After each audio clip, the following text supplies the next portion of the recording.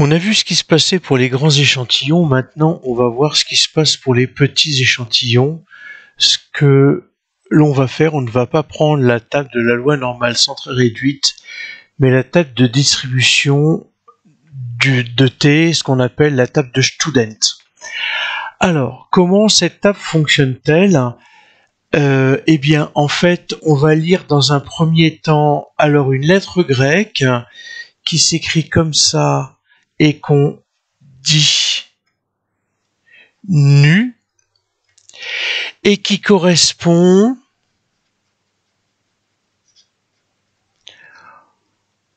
au DDL, au degré de liberté.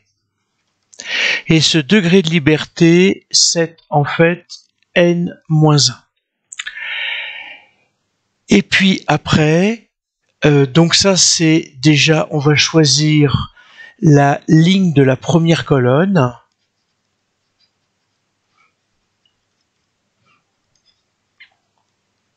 Et puis ensuite, le seuil, c'est la colonne adéquate. Je vous remets la table. Ici,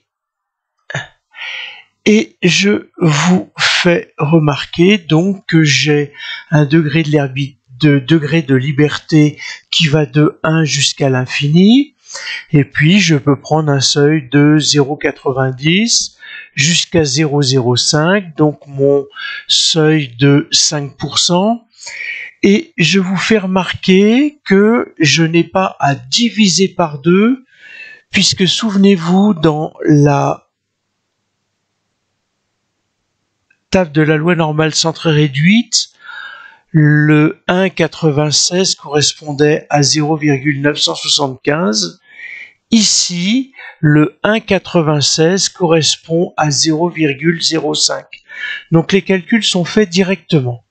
Ça veut donc dire quoi? Ça veut donc dire que je vais être amené à utiliser exactement la même formule pour dire que la moyenne appartient à l'intervalle à partir d'une moyenne donnée d'échantillon moins T alpha facteur de S sur racine de n-1.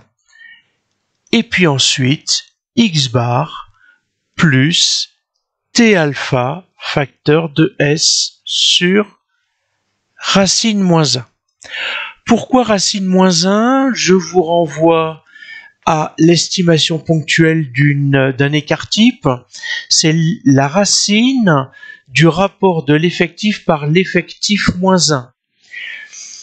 Et à partir de là, eh bien, on va avoir une valeur minimale et maximale.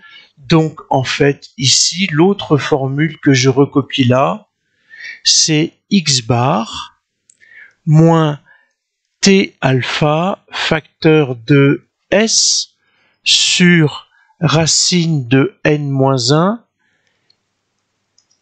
point virgule x bar plus T alpha facteur de S sur racine de n-1.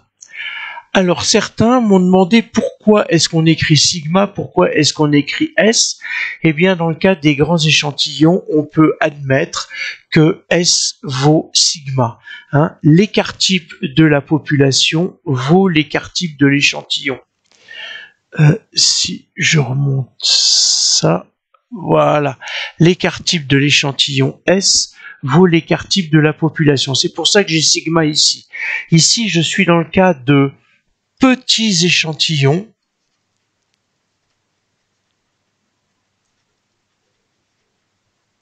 Et donc, ce que je vais être amené à faire, c'est que je vais bien prendre la valeur de l'écart type de l'échantillon que je vais diviser par l'effectif moins 1.